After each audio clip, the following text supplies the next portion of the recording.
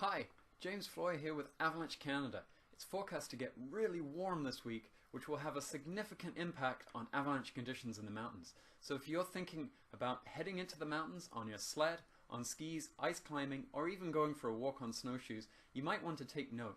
This is the first big clash of the titans between winter and summer. Here are the predicted temperatures at 1500 meters from the latest Environment Canada model run. The warming leads on the coast, but already by Tuesday afternoon we have plus 5 degrees Celsius temperatures through most of the mountains of British Columbia and Alberta. Plus 5 is already cause for concern from an avalanche point of view.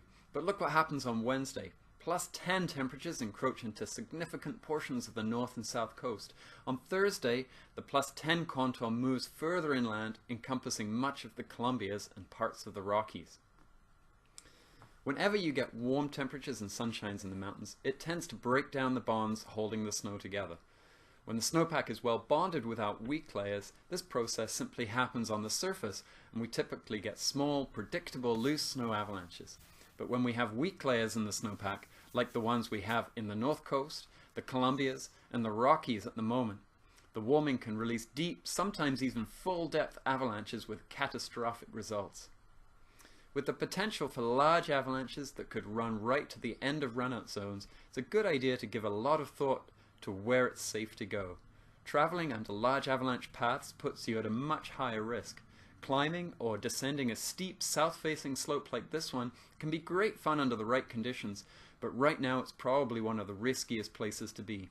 There are lots of crusts and associated weak layers, and the thin snowpack combined with direct sun makes it very susceptible to the extra weight of a person, however they are traveling. It's not just south-facing slopes that are of concern. With this much heat in the atmosphere, even shaded slopes have the potential to become warm under these conditions. Cornices are also well developed in many areas. We expect a large number of cornices to collapse through the warm period, some of which will trigger slab avalanches on the slopes below. As always, if you're heading into the mountains, be prepared with the right gear, make sure you have avalanche training, and get the latest avalanche forecast before you go at avalanche.ca. While it's a beautiful time to be in the mountains, it may be a good idea to watch from the sidelines for a little bit as winter and summer duke things out.